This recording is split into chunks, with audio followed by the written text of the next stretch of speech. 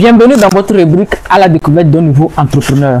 Alors aujourd'hui nous allons à la rencontre de Monsieur Akewa. C'est un entrepreneur qui inspire beaucoup de personnes au Togo et de part et d'autres dans ce monde entier.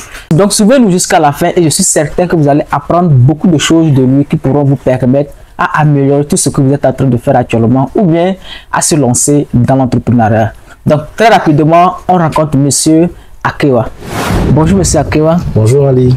Comment vous allez? Je vais très bien. Je suis vraiment ravi de faire votre connaissance aujourd'hui. C'est un plaisir pour moi. Merci. Je suis content d'être invité dans l'émission de Abika Academy. C'est un plaisir pour moi.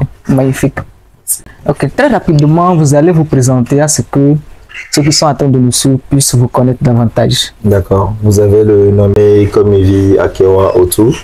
Je suis entrepreneur avant d'être quelque part aussi cadre, infographiste d'État. Je travaille dans tout ce qui est dans le design, dans la communication. Et dans mon service privé entrepreneurial, j'ai eu à être founder de Multi-Road Salue. C'est une entreprise qui fait dans la communication, qui fait dans le design, qui fait dans la publicité et dans le multi-service.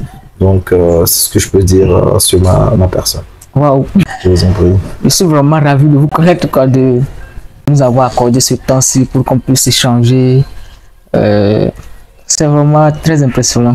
Merci beaucoup. C'est un honneur pour moi aussi, Ali, parce que j'ai beaucoup entendu parler de vous et c'est une grâce pour moi de vous rencontrer aussi parce que j'ai vu vos vidéos impactantes, inspirantes qui aident à être un meilleur entrepreneur africain. Donc très rapidement, vous allez nous dire quelles sont vos activités, qu'est-ce que vous faites? Alors, en ce qui concerne Multi-Road, nous sommes une entreprise qui apporte une plus-value en matière de communication. Et nous avons des projets notamment en matière d'événementiel et nous faisons aussi de l'accompagnement entrepreneurial digital. Alors, dans un premier sens, à la base, nous apportons des solutions de communication pour les entreprises. En l'occurrence, tout ce qui concerne le graphisme, le design. Nous sommes un studio graphique, en fait. Donc, nous apportons des propositions d'identité visuelle pour que l'entreprise puisse être représentée convenablement par un logo ou à créer une charte graphique complète pour que l'entreprise puisse se démarquer de la concurrence, puisse être reconnue, puisse impacter davantage les clients et avoir une bonne notoriété. Donc, au-delà de ces aspects de communication, nous faisons aussi un accompagnement dans les métiers du digital. On travaille en partenariat avec une ONG dont le nom est AfriOne Digital qui fait des formations, du coaching entrepreneurial. Donc nous apportons notre expérience et notre expertise dans ce domaine et nous accompagnons les personnes à avoir des ressources numériques pour pouvoir entreprendre sur Internet en l'occurrence. Et pour finir aussi, nous faisons un peu de la consultation par métier. Par exemple, je crois comprendre que vous êtes comptable de formation. Donc, dans mon entreprise ou dans notre entreprise, on va dire, lorsque nous avons besoin d'une expertise de comptable, on va vous faire appel en tant que consultant pour venir exécuter cette mission de travail financier qui consiste au métier de la consultation. Parce que nous ne sommes pas des consultants, nous ne sommes pas des auditeurs comptables, par exemple, mais vous avez une expertise que vous avez. Et donc, nous vous mettons en exergue pour réaliser votre expertise. Et pour finir, il y a une douzaine d'années, nous avons fait de l'expérience en matière de la vente recommandée, de la vente en réseau, comme disons. Et ça nous a permis de développer certaines aptitudes. Et donc, nous faisons la promotion des produits de bien-être. Et de cette douzaine d'années d'expérience, aujourd'hui, il y a 1 ou 2 ans, nous avons commencé par promouvoir nos propres produits locaux au Togo.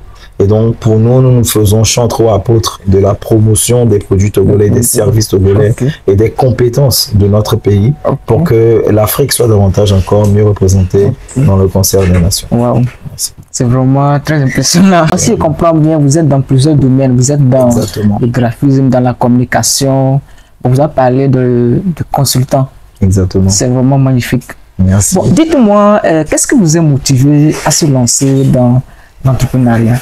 Alors, à la base, on dit un entrepreneur est celui qui détermine un besoin, n'est-ce pas, et qui apporte une solution à ce besoin. J'ai remarqué, enfin à l'époque, dans mon entourage, qu'il y avait des besoins dans le domaine de la communication, par exemple. À l'époque, on était encore sur les bancs d'école. C'était bien lycée, collège protestant à l'époque. Et on avait eu la grâce de suivre le programme entrepreneurial JIT Togo, on va dire JET Togo, jeune entreprise Togo, à l'époque porté par le doyen Apalo, l'ancien ambassadeur, qui a amené ce programme qui a donné la fibre entrepreneuriale aux jeunes dès la base, dès l'école. Et donc, ça nous a intéressés et on s'est mis à suivre la formation tout en suivant nos cours. Donc, c'est là où on a eu l'idée de créer l'entreprise Netcard, qui est une entreprise qui fait des cartes de vœux, des cartes de visite. Donc, entre élèves, on faisait des cartes pour la Saint-Valentin, des cartes de visite. On travaillait en partenariat avec une autre entreprise qui était créée à l'époque, qui vendait des fleurs. Donc, ça nous a donné l'envie, le goût d'entreprendre. Mais c'est aussi peut-être parce que nous avons des parents qui travaillaient, qui étaient aussi déjà cadres de l'État, qui travaillaient, mais qui avaient ouvert une entreprise à côté et qui étaient dans la formation informatique bureautique. Donc, de cette base-là, on a voulu maintenant, quand nous sommes en train de nous mettre dans le courant de l'entrepreneuriat, ressortir ces aspects de formation. Et aujourd'hui, maintenant, on ne peut pas se passer du digital. Et donc, nous sommes en train de proposer ce besoin de formation en matière de digital, ce besoin de partage d'expérience pour permettre aux autres aussi d'évoluer, d'apporter une plus-value dans leur cursus et aussi dans leur expérience entrepreneuriale. Voilà. Magnifique. Merci beaucoup, merci beaucoup. Et comment vous avez pu trouver l'idée de se lancer, de commencer avec le graphisme? Oui, en fait, c'est ce que je vous disais déjà. Le graphisme, c'est aussi par passion. Parce qu'au départ, on voyait beaucoup les dessins animés. On aimait bien tout ce qui est animé, tout ce qui est dessin. À l'époque, quand on devenait plus adolescent, on est intéressé par les mangas. Donc, on s'est dit, mais pourquoi pas nous-mêmes produire cela? Donc, et comme on a eu la grâce tout petit déjà de s'intéresser à l'outil informatique à l'époque, donc ça nous a déjà familiarisé avec les écrans, avec les ordinateurs. Et à l'époque, c'était souvent les jeux vidéo. Donc voilà, on voulait nous aussi avoir nos productions à nous. Donc on a commencé par se renseigner et bon gré mal gré, c'était pas aisé parce qu'il fallait avoir les moyens de faire ses études à l'extérieur pour ce qu'on voulait faire. Et pile poil dans les années 2004, ça tombait bien. Et on a eu à passer le concours d'entrée pour l'école de publicité et graphisme, ISICA en l'occurrence, un institut des sciences de l'information, de la communication et des arts, et qui aujourd'hui même va faire déjà 20 ans d'existence, et qui nous a permis d'avoir des compétences de base, et le fait que nous-mêmes on est déjà passionnés, on a fait des recherches à côté, et on a sauté sur le pas. Et c'est ça qui nous a permis, quelque part, comme je le disais, de faire le concours d'entrée à la fonction publique et de devenir aussi un infographiste d'État. Donc du coup, on a deux casquettes en tant qu'entrepreneur, mais aussi en tant que cadre d'État où nous apportons l'expertise que nous pouvons pour que nous ayons des productions en matière de livres, en matière de manuels scolaires à la direction où nous travaillons, notamment la direction des programmes et innovations pédagogiques. Donc voilà ce que je peux dire en matière d'origine, de ce qui nous a apporté à faire le graphisme et la publicité.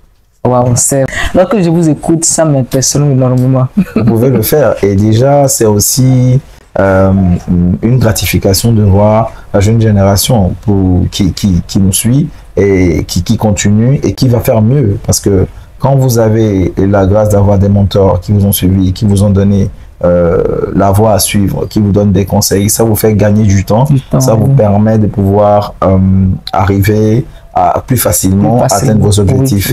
Donc je ne pourrais pas taire au fait d'avoir eu des maîtres ou de continuer de voir des personnes qui nous inspirent, des personnes qui sont nos dévanciers, des grands frères, des papas, des grands-pères qui nous montrent la voie, qui nous donnent des conseils et qui nous orientent, ou des amis aussi qui travaillent à nous bonifier à chaque fois. Donc, et comme on le dit, la création ne vient pas ex nihilo, ça vient toujours à partir de quelque chose. Il faut faire des recherches, il faut partir de quelque chose qui existe déjà et qu'on ne fait que améliorer et apporter une plus-value et contextualiser sur nos réalités locales.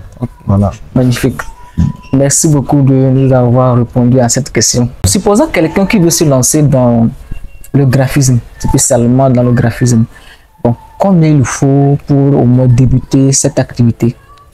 Le graphisme, je dirais, ça dépend.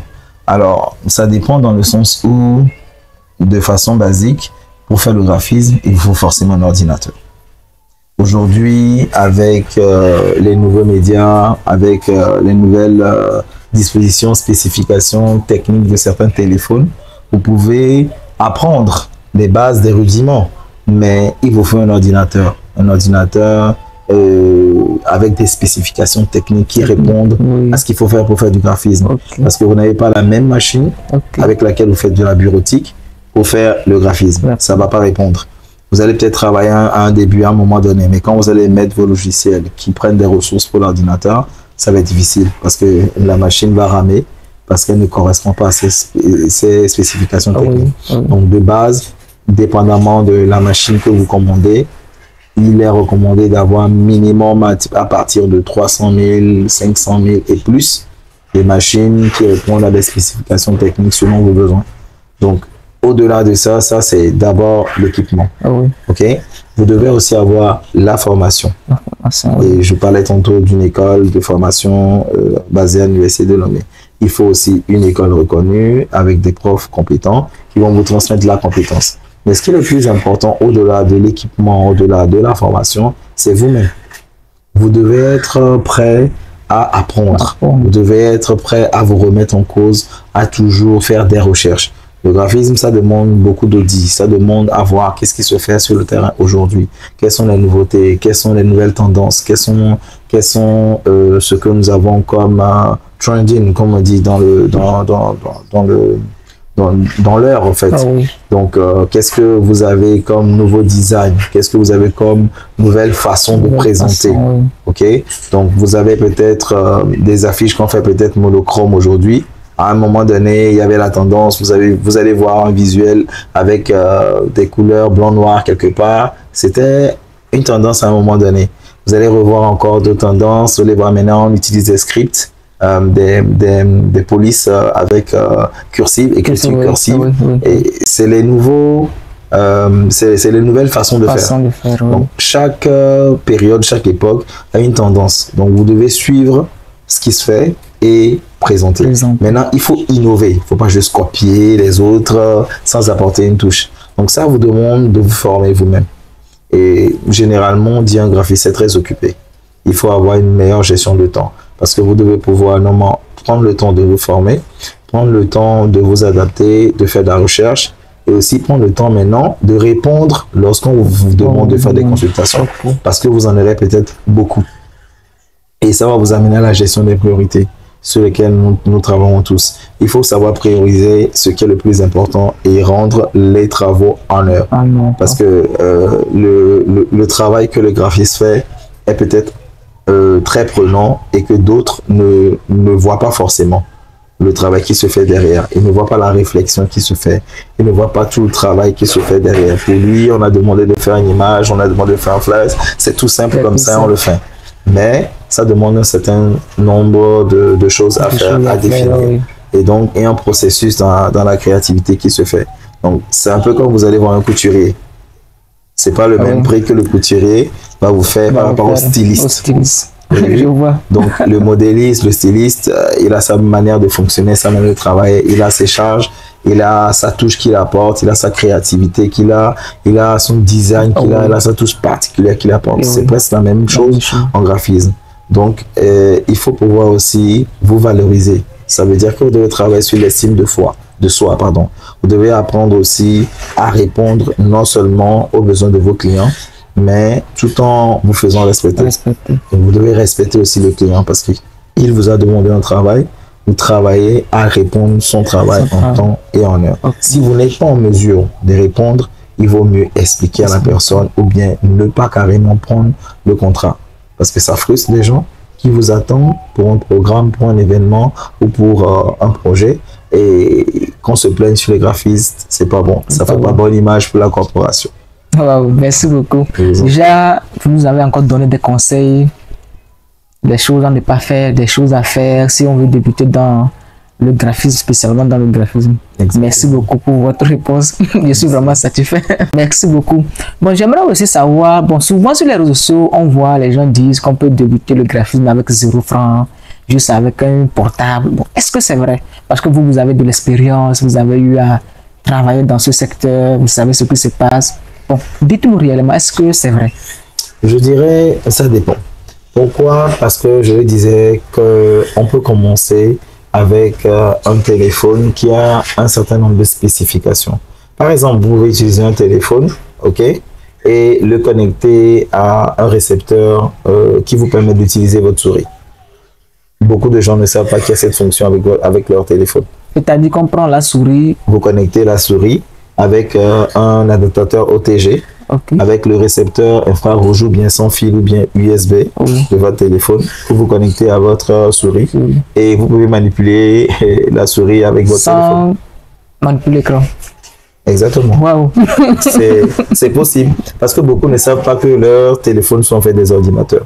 Okay. Donc, c'est pour ça que je disais qu'il faut que le téléphone réponde à certaines spécifications. Okay. Maintenant, vous devez avoir maintenant une application qui répond à ce que vous voulez faire. Parce que quand vous prenez par exemple le très célèbre classique logiciel de traitement numérique d'images et de photos, Photoshop, Adobe Photoshop, vous ne pourrez pas faire peut-être certaines manipulations que vous devez faire sur ordinateur. Donc c'est un peu limité. Ok. Maintenant, pourquoi c'est dit qu'on peut utiliser le téléphone? C'est parce que, je devais le mentionner, la grande majeure partie de ce que vous pouvez faire comme réalisation, au-delà de l'équipement, au-delà du savoir, au-delà de la compétence, au-delà de votre savoir-être, de votre savoir-faire, vous devez apprendre à manipuler, comment dit-on, à consulter les tutoriaux. Okay. Les tutoriaux sont conçus par d'autres graphistes ou par d'autres professionnels qui partagent leur expérience. Ça vous fait gagner énormément du temps. Parce qu'à l'époque, qu'est-ce qu'il fallait faire quand vous voulez apprendre le logiciel? Vous allez lire l'aide. Vous allez lire la documentation sur le logiciel. Oui, c'est très prenant, ça prend du temps, ça prend de l'énergie, des pages, vraiment. Donc, lorsque vous avez des tutoriaux que des personnes ont déjà réalisés, vous avez, on va dire, la quintessence de comment la personne travaille. Et ça vous fait découvrir de nouveaux outils, de nouveaux paramètres, de nouvelles façons de faire, des raccourcis, des possibilités qui vous font gagner un temps fou. Et en plus, c'est bien parce que quand vous avez les tutos, vous faites des exercices. Vous faites des exercices. Et donc, quand vous êtes dans le domaine manuel et créatif qu'est le graphisme, vous devez forcément faire de l'exercice. Vous exercez à chaque fois. Et donc, quand vous avez maintenant un téléphone que vous utilisez chaque jour, c'est moins difficile pour vous. Mais le téléphone est un peu limité. Il faut passer à l'ordinateur. Et donc, il faut passer à l'ordinateur, pas n'importe lequel. Donc, les personnes qui disent qu'on peut commencer à partir de 0 francs, c'est un peu comme si vous dites vous pouvez entreprendre à 0 francs. Ah oui. Donc, 0 francs, c'est une manière de dire que vous pouvez commencer avec le peu que vous avez. N'attendez pas d'avoir le dernier ordinateur, dernier clé avec toutes les spécifications techniques, le MacBook Pro de la dernière génération avec, je sais pas, 32 Go de RAM, avec 5 Tera de disque, avec un disque dur SSD, avec des mémoires DDR3, des spécifications terribles et époustouflantes avant de commencer. Vous pouvez commencer avec un ordinateur tout simple, basique, qui répond, qui peut prendre soit des logiciels libres. Et ça, beaucoup de gens aussi ne s'aventurent pas. Oui. Vous avez des correspondants, des logiciels propriétaires que vous pouvez utiliser pour ne serait-ce que avoir la main et afin de pouvoir maintenant passer au logiciel propriétaire pour encore avoir plus de ressources, avoir encore plus d'options que vous pouvez avoir. Je ne dis pas que les logiciels libres ne sont pas pleins de ressources, mais c'est à vous, quand vous utilisez les logiciels libres, c'est à vous de les bonifier, c'est à vous d'apporter encore de nouvelles options, de travailler avec la communauté, avec ceux qui ont développé les logiciels pour leur remonter de nouvelles façons de faire pour que ces logiciels-là puissent aussi progresser. Donc, quand vous n'avez pas les moyens d'acheter les logiciels, vous pouvez aller vers l'alternative qui est le logiciel libre. Et très important, quand vous voulez faire du graphisme, vous ne commencez pas tout seul forcément en l'air. Vous devez avoir la documentation et surtout aussi voir des personnes qui s'y connaissent. Et lorsque vous avez commencé, c'est-à-dire le graphisme, est-ce que vous avez rencontré des difficultés? Oui, évidemment, tout voyage, comme on le dit, commence par un premier pas. Et bien évidemment, nous avons connu d'énormes difficultés. Les difficultés étaient notamment liées au matériel, parce qu'il fallait acheter une machine qui correspond justement aux spécifications techniques du graphiste. Et si vous devrez à l'époque acheter un ordinateur qui vous coûtait peut-être en deuxième main, peut-être entre 150 000 et 200 000 ou 80 000, 200 000, et vous devez acheter une machine pour un graphiste neuf à l'époque, vous devez tourner autour de 700, 800, 1 million et plus. C'est pas évident à l'époque. C'était pas évident. Donc là, soit vous-même vous faites un travail de forçat pour rassembler l'argent, ou soit vous avez la grâce des parents qui vont vous accompagner, qui vont vous aider et qui sacrifient peut-être un terrain quelque part pour vous acheter votre machine pour travailler. Et ça encore, c'est parce que c'est une machine neuve. Mais on a eu ces difficultés-là. Mais après, quand on a maintenant finalement la machine, il faut pouvoir entretenir la machine. Parce que c'est quand même des fonds qui ont été utilisés, c'est quand même de l'argent qui a été mis mobilisé pour avoir ce matériel. Il faut en prendre soin. Et ensuite, il faut pouvoir savoir utiliser les logiciels. Et c'est aussi un défi parce que on rentre dans l'inconnu. Et donc, comme on est touche à tout, comme on est intéressé par la chose, on est passionné par la chose, là, on fait des efforts pour savoir, pour apprendre. On demande aux amis, on demande aux collègues, on demande à d'autres personnes. On va faire des recherches pour maintenant savoir. Maintenant, quand vous finissez maintenant par maîtriser, vous savez produire, vous savez concevoir, vous savez faire les affiches. Il faut marketer votre produit. Il faut faire en sorte que les gens vous connaissent. Donc, vous devez être prêt aussi parfois à faire des sacrifices, à faire des conceptions gratuites, à faire des consultations où vous n'avez pas forcément le montant que vous avez demandé dès le départ parce que vous êtes en train de rentrer sur un marché où vous êtes en train de chercher à avoir des références. Et ce que beaucoup d'entre nous ne faisons pas et ce dans quoi nous sommes maintenant en train de pousser ou bien de recommander des gens à faire, c'est de travailler en équipe. Généralement, ceux qui font la consultation graphique, en tout cas en l'occurrence en Afrique et au Togo, très souvent ne travaillent pas ensemble. Chacun travaille dans son coin. Mais aujourd'hui, si on va dans une dynamique où moi j'ai peut-être une grande charge de travail, j'ai une consultation, je travaille en association avec un autre graphiste que je sais qu'il est compétent, peut-être même mieux compétent que moi, qui va mieux rendre ce travail-là et à qui je confie le travail et que je suis. Parce que de mon expérience aujourd'hui, je ferai beaucoup plus un directeur artistique où je lui dis voilà ce que je veux que tu fasses, voilà ce que mon client me demande, vas-y fais ça et puis on s'accompagne et quand le travail est fait correctement, le client est satisfait et ce que j'ai, je gagne, je partage avec toi. C'est mieux que de vouloir faire tout seul et ne pas répondre à temps et au client. Donc, c'est aussi ce que je veux dire en termes de difficulté, c'est de voir quel est l'esprit du métier. Quel est l'esprit du métier? Parce que quand on parle de graphisme, on parle aussi de créativité, on parle aussi parfois de panne d'inspiration. Parce que parfois, tu n'as pas d'inspiration, mais tu dois produire un travail. Oui, ça c'est une réalité. Et voilà, donc il faut aussi toujours être dans la recherche. Toujours être dans la recherche et dans l'innovation. Ne pas seulement copier les autres, mais même si tu prends un exemple sur un modèle que tu vois, tu le réadaptes selon ton environnement. Et ça demande un travail aussi de pouvoir contextualiser. Quels sont les codes que tu vois de l'autre côté et quels sont les codes sur le côté où tu es en train de transmettre. Donc, il faut que les personnes voient en mesure de ce qu'ils sont en train de faire, quelle est la portée du travail qu'ils font. Et donc, c'est surtout ne pas se décourager. Parce qu'on ne fait pas forcément toujours tout correctement la toute première fois. Oui, c'est ça. Il y a toujours des essais, il y aura des ratés, il faut se relever, il faut persévérer. Il faut aussi apprendre aussi à se relever. Il faut aussi apprendre à reconnaître ses erreurs parce que vous pouvez passer des heures de travail sur l'écran à faire un travail que vous présentez à quelqu'un, lui dit je suis pas content de votre chiffon. il vous faut du moral, il vous faut une certaine prestance et une certaine hauteur d'esprit pour pouvoir, entre griffes, avaler et pouvoir digérer. Parce que vous avez pris la peine de faire un travail, mais qui n'est pas accepté ou qui n'est même pas vu à sa juste valeur. Donc, vous devez aussi apprendre à surmonter ces difficultés-là avec les interactions que vous avez avec les autres. Et généralement, en tout cas, chacun a son tempérament, chacun a sa vision, sa manière de faire la chose. Mais il n'est pas recommandé de rester en vase clos pour travailler. Donc, ça ramène toujours à l'interaction, toujours travailler avec les autres, toujours demander avis et surtout se faire relire. Parce que tu peux faire un design, conception, il y a des petites fautes, des petites coquilles que toi, tu n'as pas vues.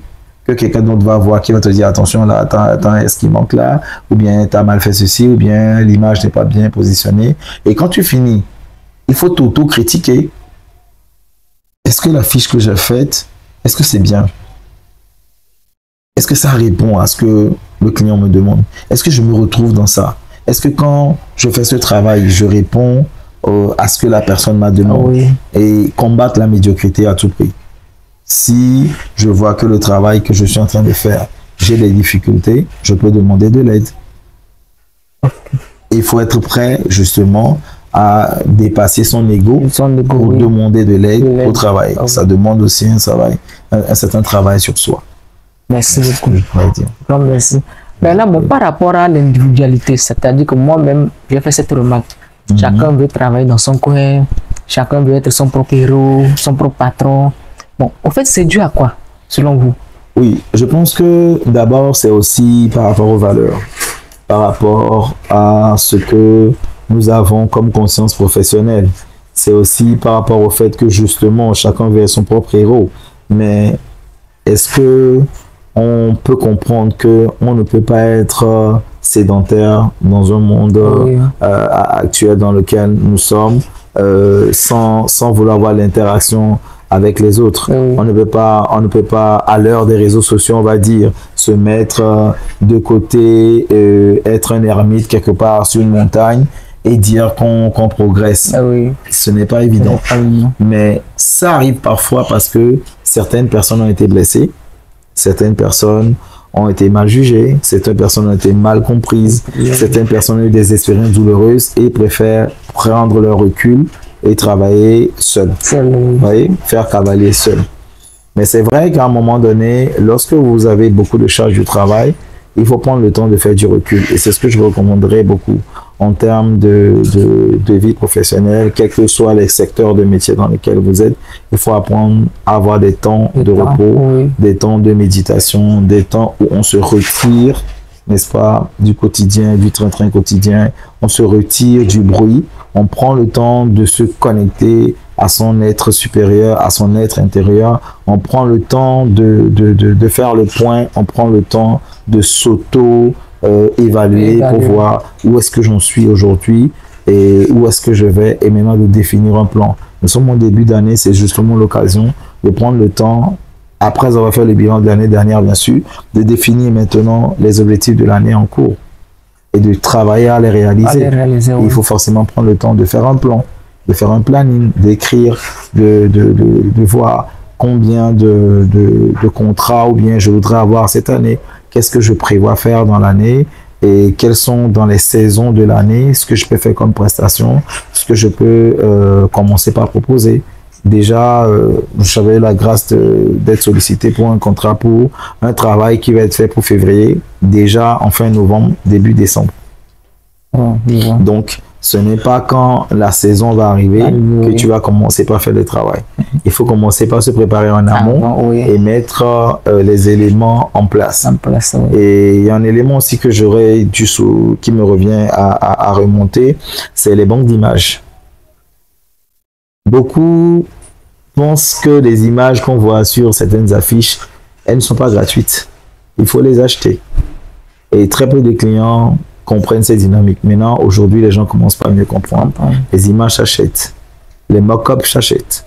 Pour la présentation, ça s'achète. Le logiciel s'achète. Et c'est vrai, on a un défi où en Afrique, on a beaucoup de logiciels qui sont craqués. Mais il faut prendre la culture de pouvoir acheter. Et pouvoir encourager les personnes qui produisent ces outils qui nous servent de travail.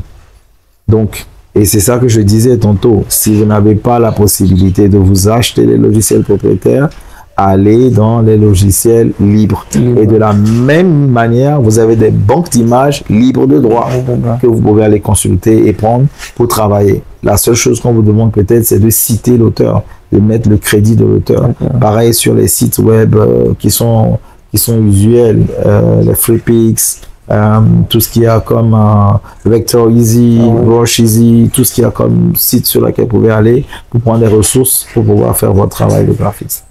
Wow. Merci, je suis vraiment très content d'échanger avec vous ce soir. C'est un plaisir pour moi aussi parce que j'ai un entrepreneur à succès avec moi et c'est motivant de voir que vous battez et vous n'abandonnez pas. C'est très important. Quand on commence, c'est pour réussir. C'est pour ne pas passer les pas. Et il faut beaucoup de résilience parce qu'il vous faut savoir consacrer du temps pour faire un travail qui vous absorbe beaucoup. Et il faut aussi prendre le temps de célébrer les victoires. Donc, quand vous travaillez beaucoup, prenez le temps aussi de vous reposer, prenez le temps aussi de vous relaxer, de prendre le temps de célébrer les victoires qu'on a eues. Même qu'elles sont petites, il faut toujours rendre grâce et pouvoir continuer à aller de l'avant. Merci beaucoup. Quelqu'un qui est en train de me suivre actuellement et aussi veut se lancer dans le graphisme ou bien bon, dans l'entrepreneuriat en général. Donc, quels sont les conseils que vous pouvez lui donner? Parce que vous avez de l'expérience, vous avez rencontré des obstacles, des difficultés, vous avez su les contrer et tout ça. Maintenant, qu'est-ce que vous pouvez conseiller à ces personnes qui nous suivent actuellement? Ok, merci. Je dirais pour entreprendre, et ce que je disais dès le début, il faut détecter le besoin. Quels sont les besoins? Ce n'est pas parce que peut-être j'aime le graphisme et que je suis passionné de graphisme que je vais forcément faire le graphisme à ma manière. Ok? Je dois pouvoir détecter quels sont les besoins. Est-ce que dans ma zone où je suis, il y a beaucoup de restaurants? Il y a beaucoup d'entreprises. Quels sont les besoins qu'il y a dans le secteur? Et si je dois faire des menus qui vont plus me rapporter, autant mieux les faire que de vouloir faire des faire-part. Et si je dois faire des faire-part, lesquels? Est-ce qu'il y a beaucoup de jeunes dans ma zone? Est-ce qu'il y a beaucoup de personnes qui soient prêtes à se marier dans ma zone? Alors je fais des faire-part de mariage.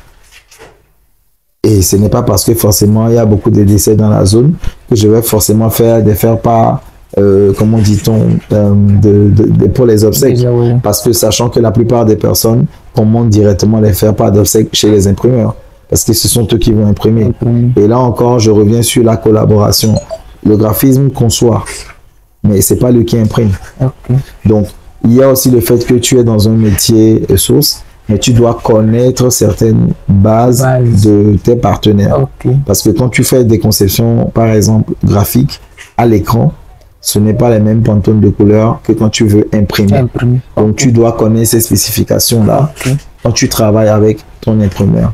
C'est vrai, dans certains cours, dans certaines écoles, on vous fait la formation, mais il y a certaines choses que vous découvrez sur le terrain. Et au fur et à mesure, les logiciels évoluent, les machines évoluent, les tendances évoluent. Vous devez toujours vous mettre à jour. Donc c'est là où je viens et je dis, vous détectez le besoin de l'heure et vous devez être à jour. Parce que vous ne pouvez pas proposer des designs des années 80 alors qu'on est en 2025. Vous voyez? Ça ne va pas bien. Voilà, ça ne va pas répondre. Et vous devez aussi voir au niveau de ce que vous proposez. Est-ce que vous pouvez satisfaire la demande? Parce que c'est toujours de l'offre et de la demande. Et très important, vous devez être en mesure de marketer votre produit. Quel que soit le produit ou le service, vous devez vendre votre produit. Vous devez vendre votre service. Et quand on est en vendeur, on est prêt à subir le rejet. Certaines personnes ne vont pas forcément acheter votre produit. Donc, d'autres vont même vous insulter. Exactement. Même si on vous insulte. Et là, j'aurais partagé cette expérience dans la vente recommandée que j'ai eue, où lorsque quelqu'un vous dit no, that means next opportunity. Donc, on ne prend pas le no comme un non fermé, mais on prend le no comme une prochaine opportunité à avoir. Et donc, quand vous vendez vous vendez ce que vous faites et que c'est pas acheté, vous retravaillez sur vous, vous refaites un travail sur vous, vous raffinez votre produit, vous le perfectionnez et vous retournez encore sur le marché et en avoir d'autres clients. Ok. Donc, il vous faut quoi? De la résilience. Si vous n'êtes pas persévérant, vous risquez d'abandonner. Donc, et toujours chercher à être créatif. Toujours chercher à innover. Toujours chercher les meilleures tendances. Toujours chercher à faire ce qui serait bien et ce qui serait, comment dit-on, gratifiant aussi pour la personne. Donc, je dirais aussi pour ceux qui veulent commencer ou ceux qui sont en cours, parce que nous, on continue d'apprendre. D'apprendre aussi parfois à faire un peu du social. D'apprendre aussi à redonner ce que la nature nous donne.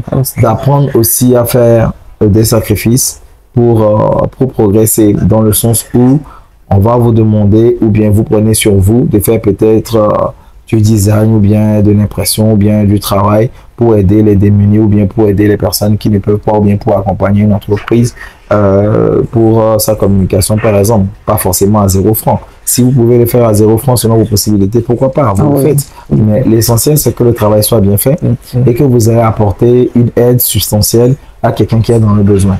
OK? Et très important, au-delà des ressources, au-delà de la connaissance, au-delà de la compétence, il faut toujours développer ce savoir-être, ce savoir-faire. Et pour terminer, il y a un très gros problème aujourd'hui en matière de gestion des ressources humaines et de gestion des ressources financières. Et ça, c'est des choses sur lesquelles il faut apprendre à travailler sur soi. Tout ce qui est gestion financière n'est pas forcément enseigné dans toutes les écoles. Et vous-même, vous avez fait une formation de financier. Ce n'est pas évident que tout le monde maîtrise la comptabilité. Ce n'est pas évident que tout le monde soit strict sur la gestion financière. Donc, ce n'est pas parce que vous avez un contrat de, je sais pas, à 5 millions que vous allez prendre ces 5 millions pour aller acheter la voiture de vos rêves. Non. Pas comme ça. Exactement. Je pense que dans vos interventions, vous avez donné des conseils pour la gestion de l'argent dans vos vidéos, je pense bien. Et donc, il faut avoir les bonnes attitudes lorsque on est en matière de gestion, que ce soit des finances, que ce soit des ressources humaines. C'est très important pour pouvoir mieux entreprendre. Et moi, j'aime à le dire souvent, Dieu aussi est un entrepreneur. Donc, il faut prendre l'exemple sur lui, dans les écritures qu'il a laissées, les exemples qu'il donne, de comment entreprendre selon le cœur de Dieu. Si vous êtes croyant, je vous encouragerai à marcher selon les principes divins de la création de richesse. Parce qu'il s'agit de créer de la richesse quand on entreprend. Il s'agit de créer, de répondre à un besoin, en retour d'avoir des ressources financières, d'avoir des ressources. Donc, il faut pouvoir maintenant gagner ces ressources, mais pouvoir les manager et de pouvoir les multiplier. Vous prenez les grands exemples des patriarches comme Abraham, le père de toutes les nations, qui est un grand exemple d'entrepreneur, un grand exemple d'agriculteur ou bien d'éleveur à l'époque. Peut-être qu'aujourd'hui, ces termes sont minimisés ou banalisés dans nos milieux. Mais quand on voit dans les Écritures où on vous dit Abraham devint fort riche, c'est-à-dire qu'il a atteint un niveau de fortune comme le PIB d'un pays. C'est quelqu'un qui était devenu extrêmement puissant en termes de ressources. Donc, ça veut dire que lorsqu'on part du bon exemple et qu'on suit celui qui est l'initiateur des ressources, celui qui est le tributaire, le garant de toutes les ressources, qui dit c'est à moi qu'appartient l'or et l'argent, et qu'on suit ces principes, on ne peut que forcément avoir des résultats et être un entrepreneur à succès.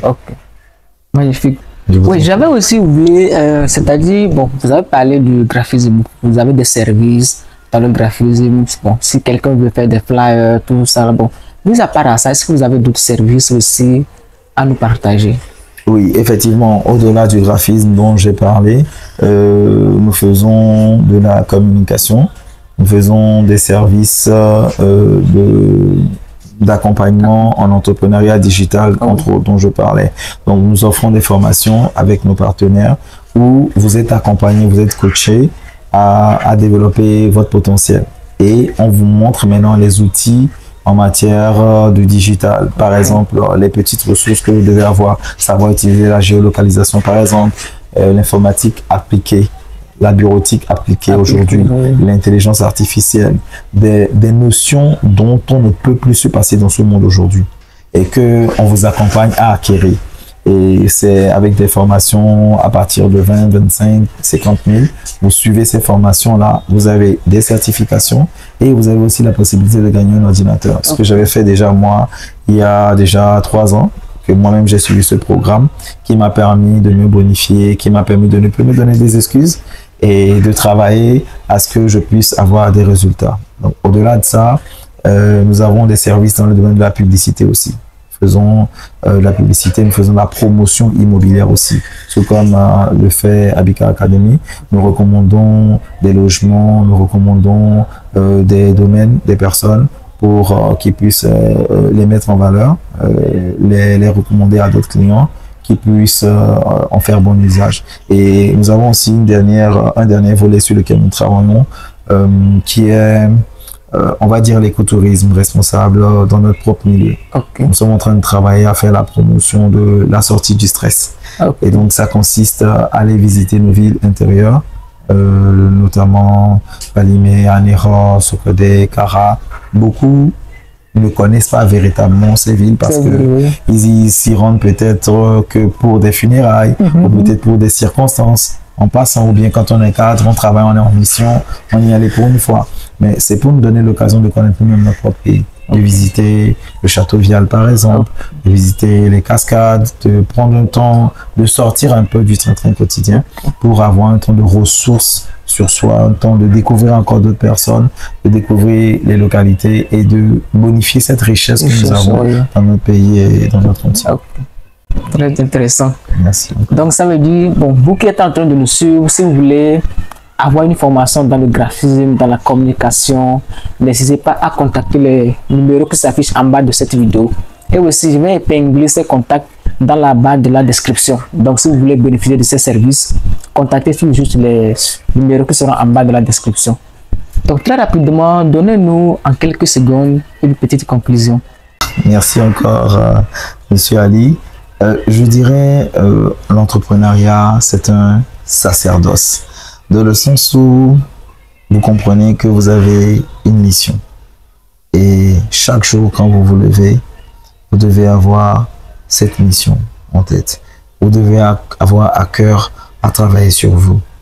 Et quand vous êtes croyant et que vous croyez en cette force extérieure, à cette tête suprême, vous devez chaque fois vous revenir à lui. Chaque fois réajuster le plan que lui il a déjà fait pour vous, pour que vous puissiez accomplir ces dessins-là, travailler à ne pas abandonner à la première difficulté, continuer de se battre, d'être résilient jusqu'à ce qu'on atteigne la stature parfaite qu'on recherche et à travailler dans l'excellence. Ce n'est pas parce qu'on a des difficultés, d'autres financières, d'autres économiques, d'autres sociales, que l'on va pour autant laisser tomber une vision que vous avez à cœur. Ok. Donc, je dirais, même si vous pensez que vous êtes trop vieux, ou que vous pensez que vous êtes trop jeune, ou que vous pensez que vous avez peur, ce ne sont pas des raisons. Ce sont des prétextes.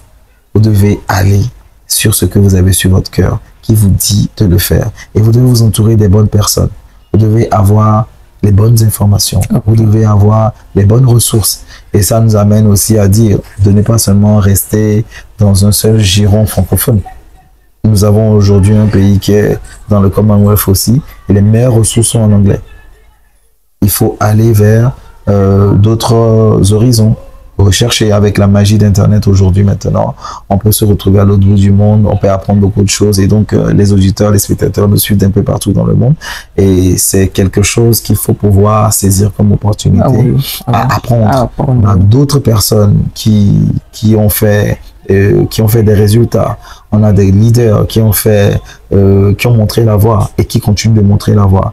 Et donc, il faut continuer aussi de suivre des sources d'inspiration, mais être source de bénédiction et source d'inspiration pour les autres. Donc, ce que je vous dirais, c'est encore un grand merci de m'avoir accordé cette opportunité de pouvoir partager mon expérience avec vous. Et nous serons prêts à toujours accompagner si Habitat Academy et tous les entrepreneurs de notre expérience que nous avons et bonifier tout un chacun. Magnifique. Merci beaucoup pour ce temps partagé avec vous. Nous avons appris beaucoup de choses parce que vous nous avez donné des conseils. Et je suis très certain aussi que ceux qui sont en train de nous suivre aussi ont appris beaucoup de choses. Donc, nous sommes à la fin de cette interview. Si elle vous a vraiment plu, likez, abonnez-vous et partagez cette vidéo au maximum. Donc, on se retrouve à la prochaine pour une nouvelle vidéo. Ciao. Ciao. Merci.